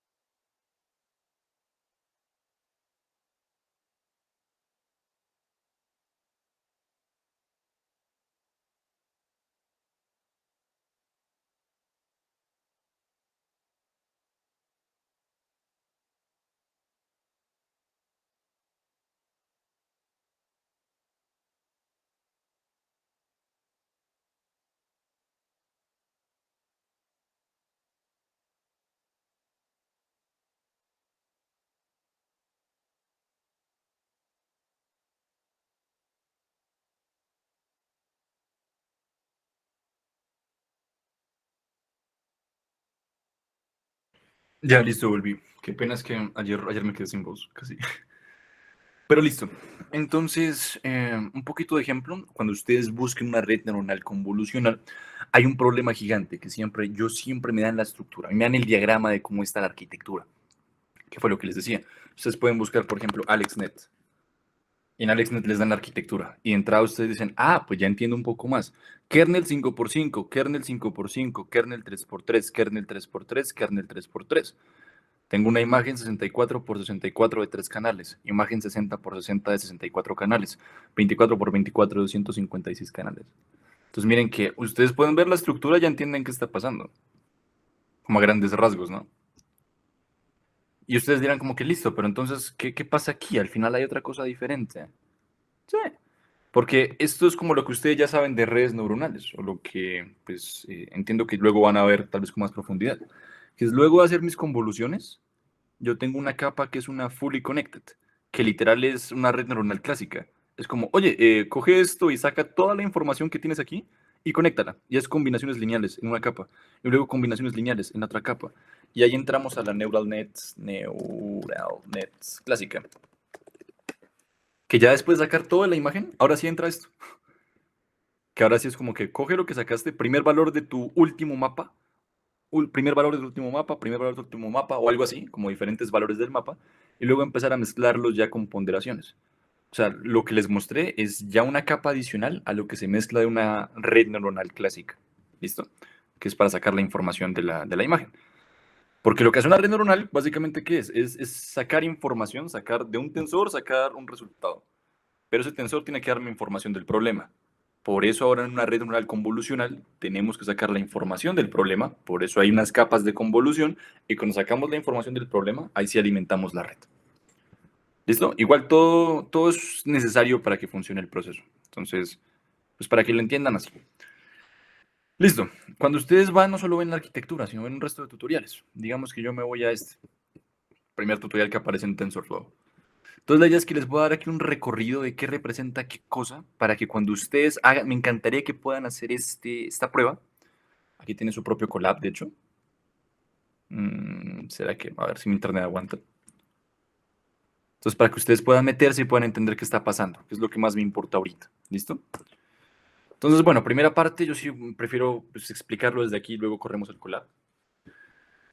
Entonces, primero, pues ya tengo entendido, como me decían, que ya han usado TensorFlow, entonces esto es como de toda la vida. Pero bueno, siempre para un problema de inteligencia artificial, siempre voy a necesitar un dataset. Entonces aquí pues extrae el dataset directo, que es el CIFAR 10. Este es simplemente un dataset así general que me da imágenes, tanto pues de muchas cosas, con su categoría ya dada. O sea, es para resolver un problema de clasificación de imágenes. ¿Listo? Ahora, ustedes dirán, ¿por qué la imagen es tan porquería? Fácil. Recuerden que lo que estábamos haciendo es una convolución de una imagen y la cantidad de veces que mi kernel se va a desplazar va a depender del tamaño de la imagen. Si la imagen es de 2000 por 2000, eso aumenta tanto recursos temporales como espaciales de almacenamiento y de procesamiento. Y también tal vez puede sesgar un poquito el modelo porque con tanto detalle tiene que llegar o va a converger después de mucho análisis y de mucha identificación de patrón que en algunos casos pues es completamente innecesaria. Porque hay una imagen que puede tener algo muy específico que no me dice mucho, que se puede ignorar, pero que si tiene tanta definición la imagen, el modelo no la va a ignorar. Y aunque eventualmente aprenda a hacerlo, pues va a demorarse cierto tiempo en primero identificar ese patrón y segundo, en procesar toda la imagen con información que realmente no nos va a aportar mucho la clasificación. Entonces, usualmente para un problema de categorización, lo que se hace es coger la imagen y normalizarla, volverla tan pequeña que tenga primero, bueno, no tan pequeña, sino lo suficientemente pequeña para que tenga información básica como diferencial para hacer la categorización, pero que también pues, pueda optimizar el proceso tanto de entrenamiento como de análisis de la red. Porque si después de entrenar la red yo la quiero utilizar, por ejemplo, en tiempo real, pues yo no voy a poder coger una imagen tan grande porque se va a demorar también en procesarlo en ese tiempo. La latencia va a ser muy grande mientras entra y sale del modelo. Entonces, esto es como una forma de acelerar esos procesos. Y ustedes usualmente cuando vean datasets de imágenes van a verlas normalizadas. Entonces, cuando decidan su propia arquitectura o cuando tengan un problema, piensen en eso también. Reduzcan la imagen. Y hay veces que el color no me dice mucho, sino solo la intensidad. Entonces, pues no trabajemos con imágenes a color, sino a imágenes en blanco y negro. Y me queda incluso más sencillo porque le reduzco los parámetros. Entonces vayan pensando en esas cositas. Pero aquí lo que hago es un dataset y de mi dataset pues empiezo a sacar información. Entonces aquí simplemente estoy mostrando el dataset para entender. Es muy importante entender con qué estoy trabajando. Mi EDA, ¿no? Mi exploración de datos. Entonces hago mi exploración y ya con eso pues entonces empiezo ahora sí a hacer lo bacano, a crear mi modelo. Entonces ustedes, hay muchas formas de crear el modelo en TensorFlow. No sé si ya lo vieron con Sebas, pero pues ahí yo conozco 3 generales, que es por clase, de forma funcional o de forma secuencial. La más fácil es la secuencial, que es para modelos lineales. O sea que primero esto, luego esto, luego esto, y no hay cosas complejas de retroalimentación o de vayas un poco más densas. Entonces el más sencillo siempre es el secuencial. Entonces creamos un modelo secuencial y empezamos a meter las capas. Entonces, convolución. Hacemos una convolución con un kernel de 3x3 con tantas canales de salida. Entonces, quiero 32 canales, o sea, quiero 32 mapas de activación. Cada mapa de activación va a tener una dimensión. Calculemos la dimensión. Fácil. Mi imagen va a tener esta dimensión. Esta va a ser mi entrada dentro de la capa. Entonces voy a tener una imagen de 32 por 32, que es la que tengo aquí, de 3 canales, RGB. Entonces, de 32 a 32, con un kernel de 3x3, ya dijimos que le estamos restando uno a la izquierda, uno a la derecha, uno arriba y uno abajo. Entonces, esto bajaría 30 por 30. O sea que mi imagen resultado va a ser 30 por 30. ¿Cuántos canales? 32. Entonces, 30 por 30 por 32. Listo. Esa ya fue mi primera capa. Y le aplico el pooling. Luego lo mismo, otra convolución. Entonces, 3 por 3. Tengo mis 64 canales de salida. Pooling. Luego lo mismo. Pooling. Y miren que aquí tengo cosas varias. Primero, activación. Supongo que ya vieron funciones de activación. Si no, eso pues lo van a ver después en una arquitectura un poco más aplicada. Pero una función de activación pues simplemente le da la no linealidad al modelo, ¿no? Entonces me va a servir para pues filtrar ciertas cosas, para sacar información más específica, incluso para ignorar ciertos datos que tal vez pueden afectar el modelo. Entonces aquí aplicamos una función relo de activación después de cada convolución. Entonces hago la convolución y luego le meto relo. Convolución y relo, convolución y relo. Y como es de categorización, lo que les dije, lo mejor es hacer esta parte de normalización, o sea, un max pooling. 2x2. Nuevamente, hacemos una segmentación de 2x2 y pues el mayor de ese mini segmento, de esa mini submatriz, pues me va a servir para sacar el resultado final, la matriz resultante. Entonces miren que tengo un modelo muy sencillo. Y aquí saca el modelo más simplificado. Entonces convolución, tengo esta, luego pooling, luego otra convolución, y pues ahí puedo sacar más parámetros, más cosas de lo que ustedes quieran, pero pues esta es la estructura base que nos va a proponer ahorita TensorFlow. Miren los parámetros de aquí. ¿Alguien me puede decir estos parámetros en una convolución a qué representan entonces?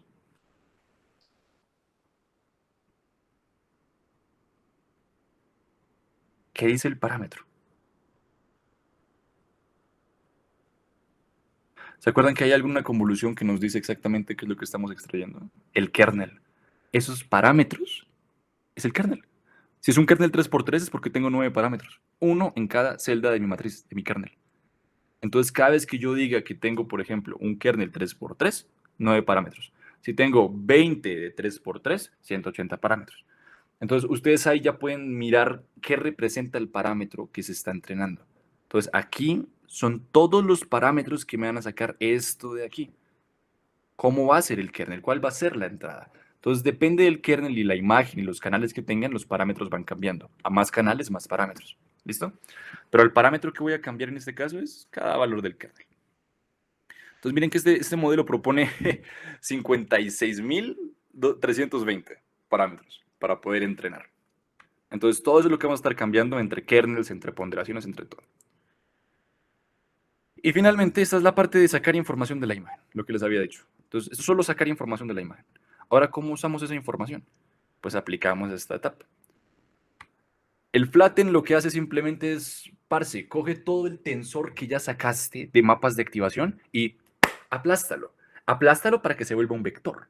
¿Listo? Aplástalo lo suficiente. Digamos que yo tenga una matriz 2x2.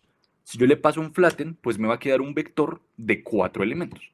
Si tengo un tensor que es 3x3x2, Entonces ahí tengo pues 18 elementos. Entonces podría sacar un vector de solo 18 elementos. El flatten no me está cambiando la cantidad de datos que tengo. Solo me los está aplastando y me lo pone en un vector. ¿Listo? Entonces si tengo 2000 datos al final, organizados en un tensor de una manera abstractísima, ustedes pueden poner flatten y les queda el vector de los 2000 datos. Y después de aplastarlo y tener su vector, ahí es donde entramos a esto. Digamos que yo les había dicho lo de que tengo una matriz de, no sé, de 4 por 2. Si tengo una matriz de 4 por 2, al aplicar el flatten, me queda un vector de 8 elementos. Mírenlo aquí, 8 elementos. Entonces el flatten me da este resultado.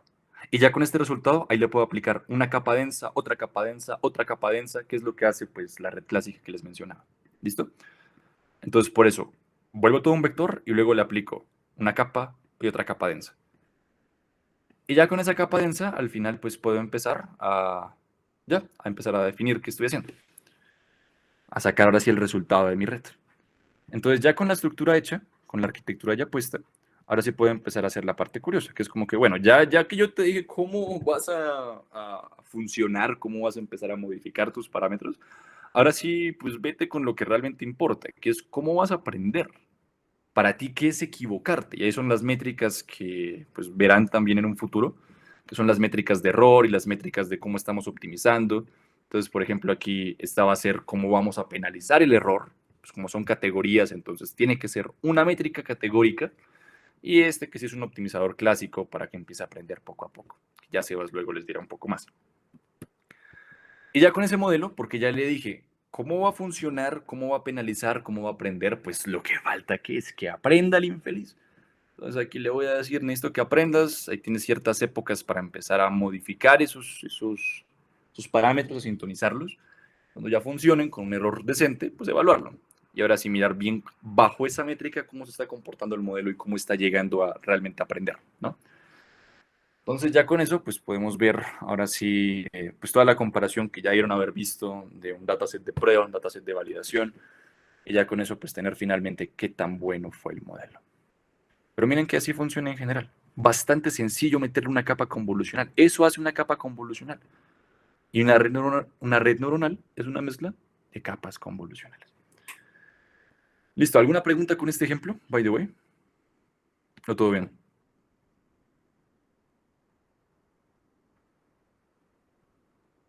Puede haber un concepto tal vez complejito y todo, pero lo que les digo, eso sí es lectura a futuro, créanme que eso poco a poco uno se va acostumbrando, pero sí necesito que entiendan la idea general.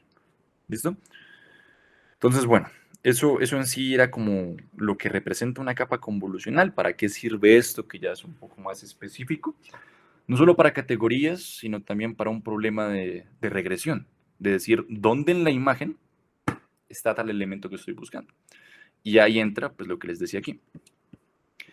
En RAS, en el capítulo de RAS, pues estamos haciendo un pequeño algoritmo de detección de piezas de ajedrez, precisamente para que un brazo sea capaz de jugar ajedrez. Entonces, este fue un reto que les puse a los machos, que fue como, hagamos algo, intentemos generar datos para que ustedes entiendan bien cuál es el flujo que va a tener en sí un proceso de inteligencia artificial, o básicamente un problema de este tipo de visión artificial. Entonces les dije, generen un dato o una base de datos que sea capaz de tener una imagen 300 por 300 que genere aleatoriamente un polígono regular de un color aleatorio, pero que esté dentro de 3 a 5 vértices más o menos. Entonces puede ser desde un triángulo hasta un pentágono y que se genere aleatoriamente, que se ubique en cualquier parte dentro de la imagen sin recortar el polígono y que pues también tenga una variación aleatoria y pues un escalado aleatorio también. Entonces miren, aquí se genera automáticamente n cantidad de imágenes y cada imagen tiene eso, un fondo negro, un color que en este momento fue fijo y luego una posición aleatoria y una rotación aleatoria del polígono que aleatoriamente puede estar pues rondando entre ese intervalo de vértices. Y después de esto les dije como, bueno, ya con esa base de datos, ahora sí necesito que hagan una red que sea capaz de aprender a identificar dónde está el elemento y a decirme qué elemento es. Si yo le paso una imagen de un triángulo en la esquina, sepa dónde está el triángulo y me diga que es un triángulo. Entonces esto es solo la parte como de data, de cómo procesar la data y de decir, bueno, ya con eso ahora sí hagamos la red. Y ahí es donde construimos la red.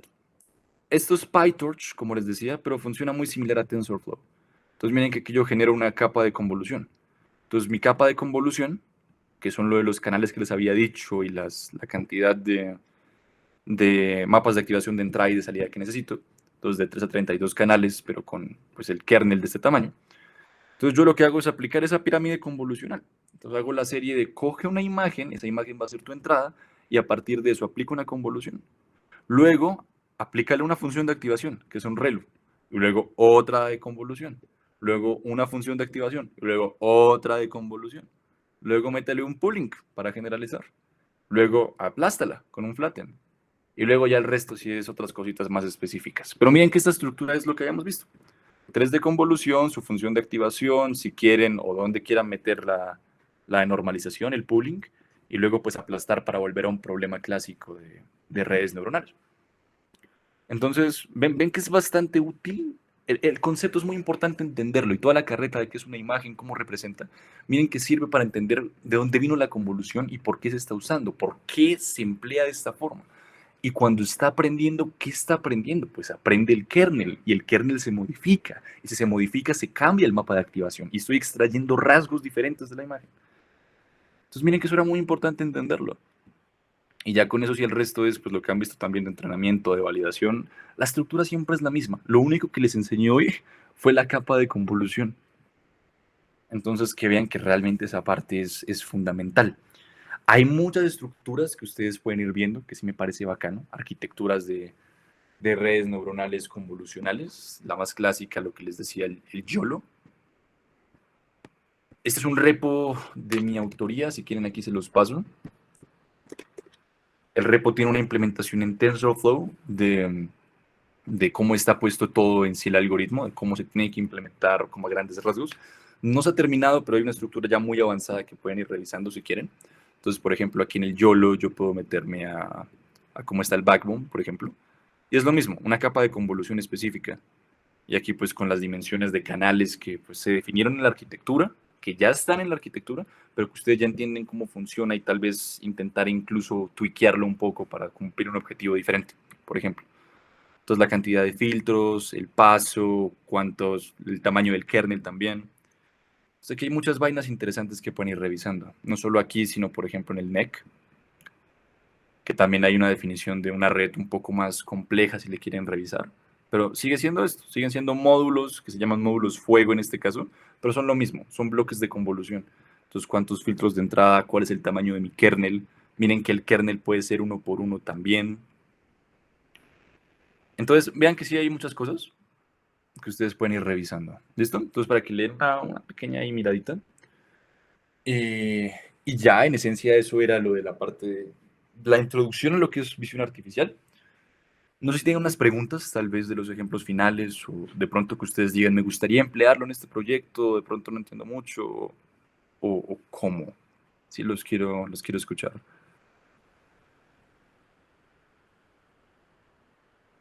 O todo claro hasta el momento.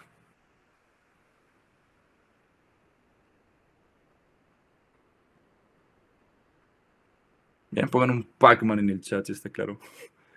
Y mientras, pues nada, cualquier información que necesiten, créanme que la documentación de TensorFlow es bastante buena. Si no, PyTorch también tiene conceptos muy particulares, pues explicados de la mejor manera. Entonces pueden ir revisando, la documentación siempre ayuda bastante.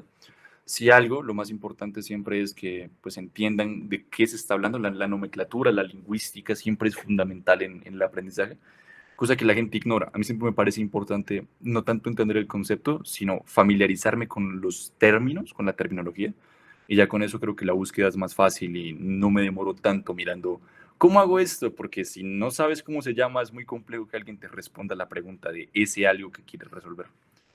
Entonces miren que aquí hay más cosas que ustedes pueden ver, clasificación de imágenes ya puntualmente. Entonces, cómo se puede utilizar unas imágenes un poco más densas incluso. Entonces, cómo hay que normalizarlas, cómo hay que hacer toda la etapa de preprocesamiento también, cómo ajustar también los hiperparámetros del modelo para que se pueda aprender tal vez con más facilidad o incluso resolver ciertos problemas que ya externamente o a un nivel grueso no se puedan resolver directamente. Y lo mismo, entonces, ¿cómo hacer el modelo? Aquí miremos el resumen del modelo. Miren que estoy haciendo un rescalado por el problema que les decía. Yo no quiero quemar recursos innecesarios con una imagen muy compleja. Entonces, pues, reduzcámosla lo suficiente para que se procese rápido, pero que no pierda ni información, ni detalles tal vez un poco no tan específicos, sino generales que me sirvan para el objetivo que quiero. Aquí lo reduje a 180, 180. Y lo mismo, convolución, pooling, convolución, pooling, convolución, pooling. Flatten, aplasto, denso, denso, sale. ¿Cuántos parámetros? Ahora tengo casi 4 millones de parámetros. Entreno, tuiqueo los hiperparámetros y miro resultados.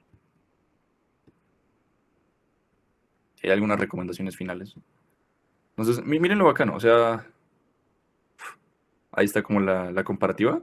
Y sí, o sea, sí se nota que se está aprendiendo un poquito. Pero bueno, entonces todo viene de lo que es una capa de convolución. Ahí pueden revisar. TensorFlow me gusta mucho. A mí PyTorch también me encanta. La verdad me parece que es bastante útil. Entonces ustedes también pueden irse a Torch. PyTorch. Ya les va a aparecer todos los tutoriales de cómo funcionan también. De hecho, pónganse una vez PyTorch CNN y les aparece un ejemplo de cómo hacer un clasificador. Lo mismo, datos, clases, cómo hacerlo. Te explican toda la parte de entrenamiento en general, desde lo más básico, nuevamente una imagen de una resolución muy bajita por la misma razón, cómo definir la red, convolución, pooling, convolución, aplasto, denso, denso, lo mismo, y funciones de activación. Se hace el entrenamiento y sale. ¿Listo? Entonces, nada, para que lo tengan muy claro, cualquier cosa ahí me pueden explicar, me pueden pues preguntar, comentar o algo. Y si encuentran algo que de pronto ahí vean como que, oye, me pareció curioso y digan como, wow, qué bacano, ahí también muy probablemente no lo sepa. Entonces, pues también me interesa aprender con ustedes. Cualquier cosa ahí me van avisando. Y podemos importar modelos Arduino. ¿Qué quieres hacer exactamente, by the way? No, realmente no sé cómo para tenerlo en cuenta, que es una pregunta que me surgió, porque pues creo que sí sería muy bueno si se pudiera. El problema es que Arduino como tal es un microcontrolador, no un microprocesador.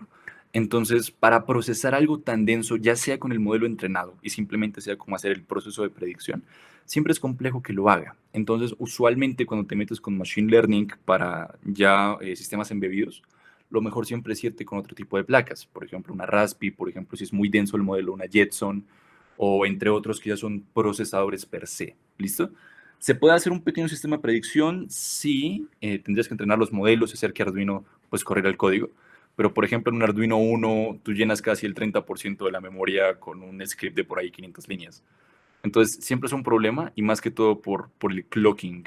Entonces, como Arduino tiene solo 3 cristales de cuarzo, esa vaina muere. Entonces, yo no te recomendaría mucho hacerlo en Arduino. Podrías ver implementaciones sencillas, pero sí, recomendación, vete con otras placas, ¿vale? Con ya procesadores. Vale, gracias. Listo. Y Mauro, ¿cómo se trabaja con videos? Lo mismo. O sea, lo que hace un video es fotogramas. Tú coges un video, lo rompes en los fotogramas que tiene y aplicas el modelo para cada fotograma.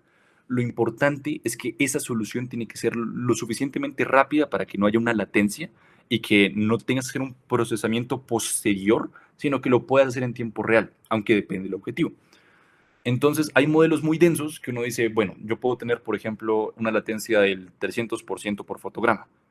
Tal vez no importa si lo que quieres es analizar un video ya guardado y que pues no importaría el tiempo de procesamiento. Pero si quieres, por ejemplo, hacer un sistema de identificación en tiempo real, la recomendada siempre es irte por YOLO. Y históricamente lo que hacen es irse primero con un RCNN, que es una red neuronal convolucional por regiones, que era muy rápida. Luego se fueron por la Fast RCNN y luego se fueron por un Faster RCNN. Y cuando pasó de eso, luego se dieron cuenta que uno que se los llevaba por completo era YOLO. El modelo que les mandé es un YOLO V4, pero también está YOLO V5, V6, ahorita está X, que es como de los más eficientes, la verdad. Entonces tienen la comparativa de pues, precisamente la latencia, la exactitud, que es muy importante, y también otros parámetros en sí de evaluación para mirar cuáles son los mejores modelos para precisamente ese objetivo. Otra cosa, si tú lo que quieres, que de pronto por eso es la pregunta, si lo que quieres es no identificar objetos muy macros, sino identificar detalles muy específicos de una imagen, por ejemplo, para una clasificación de rostros o solo para identificación de ciertos elementos muy puntuales. Entonces, lo que se utiliza es un ORP, un descriptor de ORP. Listo. Entonces, lo que son los descriptores, que es más que todo para identificar puntos generales, entonces, a veces funciona, a veces no. Hay otros tipos de descriptores que son estos. Lo que hacen es coger una imagen y sacar una descripción.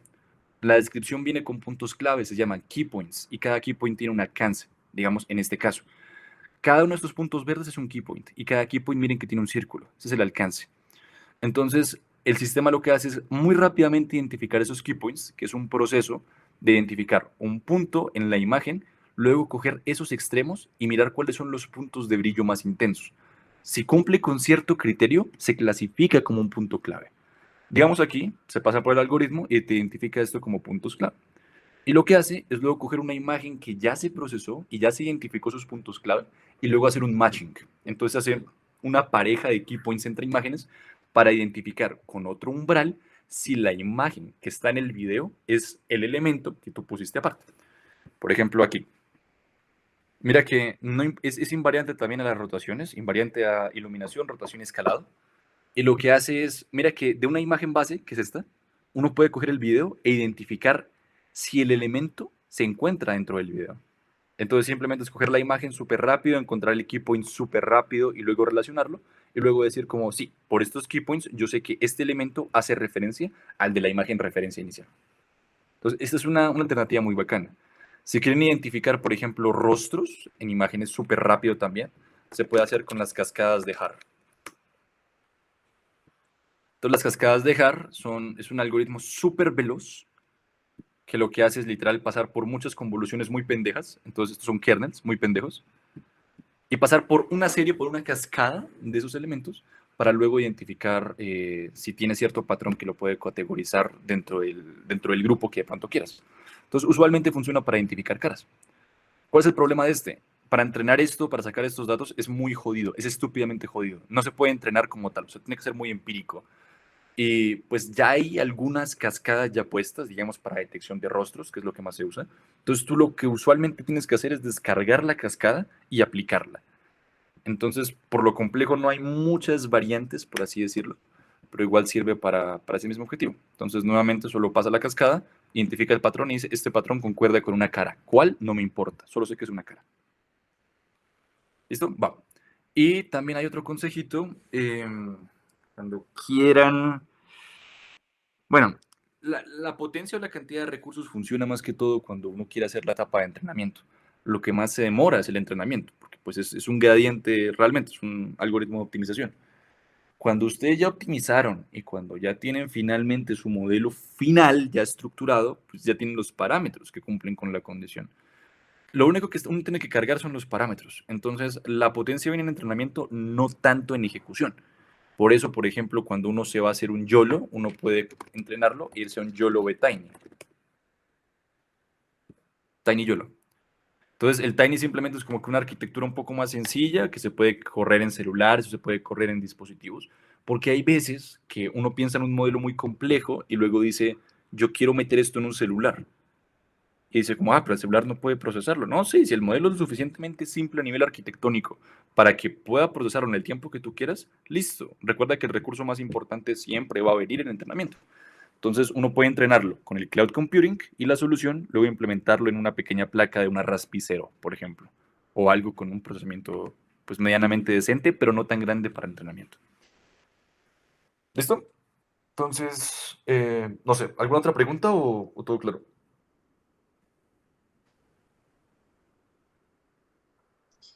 Una pregunta, digamos, ¿cuándo podría precisar, digamos, en teléfonos de bajo procesamiento ya con el modelo entrenado? Sí, sí, ya con el modelo Ah, entrenado se puede usar de una. sin importar la complejidad de la arquitectura, ¿sí? Sí, sí, es muy, muy, muy compleja, sí, es como que, wow, tal vez se demora un poquitito, pero sí, o sea, depende mucho realmente en qué campo te refieres específicamente o qué problema. Visión artificial. No, O por eso, sea, pero ¿viste una qué? detección de señas. Ya miraron el de. Ah, se me fue. El JS. Solo que pues estábamos tratando de implementar una arquitectura eh, entre recurrente y convolucional y Ujú, otra que es como se llama XV, algo así. ujú. ¿Qué es que sé? O sea, el entrenamiento y digamos el implementarlo en teléfonos de mala capacidad, por decirlo así. Es que el problema es que se metieron con las recurrentes. Que eso quema bastante. Entonces, si tú querías revisar específicamente tal vez qué arquitectura están cogiendo, porque lo que yo he visto es que un smartphone por ahí del 2016 corre bien esos modelos. Pero pues sí tocaría revisar muy bien tal vez cómo complejizaron todo. Pero, pero, algo que pueden hacer es, si ya cogieron el modelo y se dieron cuenta que con cierto tamaño de imagen de entrada funciona, normalícenlo un poquito más y reduzcanle un poquito más ciertos detalles, a ver si de pronto eso puede ayudar un poco en el procesamiento. Ok, Vale, y si algo sí, mira, yo creo que más tarde te mando unas implementaciones que vi de recurrentes en celulares y otras arquitecturas base que pueden coger como punto de partida para luego meterle esos detalles que de pronto quieren agregar y que pues aunque eso le agregue una latencia o le agregue dificultad, como la base ya se entrenó en ese celular o como ya la base se probó así, pues tal vez pueda optimizarlo un poquito más. Entonces ahí vamos mirando. ok, sí, perfecto, gracias. Dale. ¿Y alguno más? Voy a aprovechar que ya quedan 6 minutitos.